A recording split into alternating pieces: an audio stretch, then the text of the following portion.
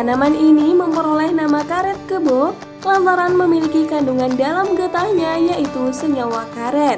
Pohon ini bisa ditanam di taman ataupun di pot dan bisa juga ditempatkan sebagai tanaman hias di dalam rumah.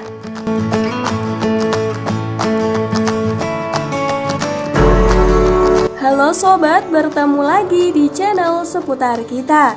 Karet kebo adalah tanaman hias populer untuk diletakkan di dalam ruangan. Karet kebo umumnya berukuran sedang, tetapi jika diberi waktu dan ruang untuk bertumbuh, tanaman ini bisa membesar seukuran pohon kecil. Karet kebo biasanya tidak perlu sering-sering dipangkas, dan pastikan saja sobat membuang daun yang mati dan daun yang layu, serta memangkas tanaman agar tumbuh ke bentuk yang dikehendaki. Sebelum mulai memangkas, pertimbangkan apakah sobat ingin tanaman ini memiliki tampilan yang ramping dan tinggi atau tampilan pendek dan rimbun. Tanaman ini memperoleh nama karet kebo lantaran memiliki kandungan dalam getahnya yaitu senyawa karet. Dahulu, tanaman ini memang diambil untuk mendapatkan getahnya sehingga mendapatkan nama karet kebo. Pohon ini mempunyai daun yang cenderung besar dengan warna hijau keunguan. Batangnya yang tegak lurus dan tidak memiliki cabang. Karet kebo bisa tumbuh hingga ketinggian 3 meter di alam liar. Namun kalau ditanam di rumah hanya mampu mengukur 1 meter saja.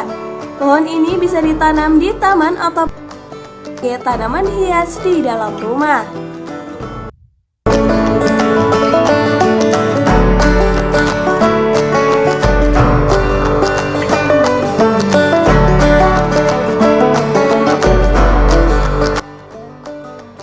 Nah sobat, berikut ini adalah cara yang dapat dilakukan dalam menanam bonsai beringin bagi pemula. Namun sebelumnya, jangan lupa untuk klik tombol subscribe dan nyalakan loncengnya, agar kalian tidak ketinggalan informasi dari channel ini.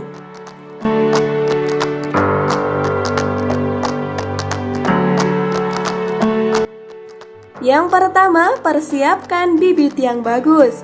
Bibit karet kebo dapat diperoleh dari stik batang. Caranya yaitu pilihlah indukan tanaman karet yang berkualitas baik dan bebas dari hama.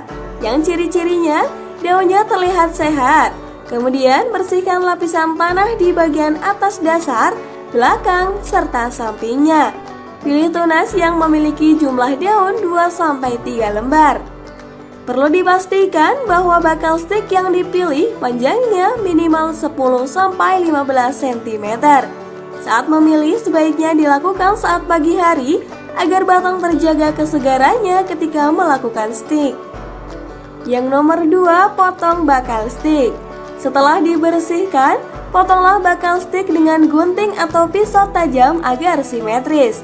Potong sekitar 5 cm di bawah nodus dedaunan yang terlihat membengkok.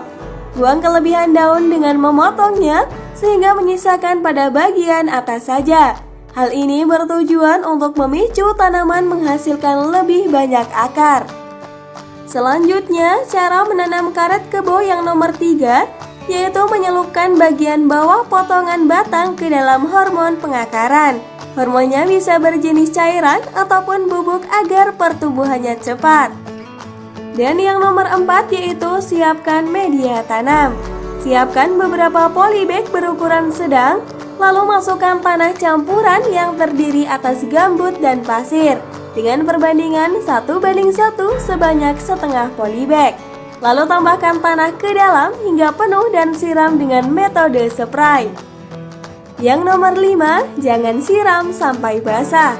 Usahakanlah untuk menyiram tanaman karet kebo tidak terlalu basah agar tanahnya tetap lembab. Dan jangan sampai ada bagian tanah yang masih kering. Dan langkah yang selanjutnya yaitu nomor 6, tancapkan stik ke dalam polybag secara perlahan hingga kedalaman 5-8 cm.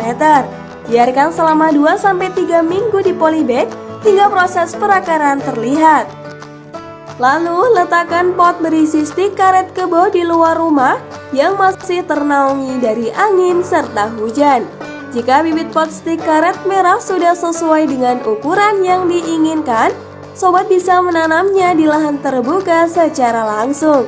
Akan tetapi, jangan lupa untuk melakukan proses penggemburan tanah dan pemupukan terlebih dahulu sebelum memindahkannya. Jangan lupa juga untuk melakukan pengukiran pH tanah. pH yang baik untuk menanam karet merah berkisar antara 5-8. Nah sobat, apabila pH tanah terlalu asam, maka bisa diberi kapur dolomit terlebih dahulu pada permukaan tanah.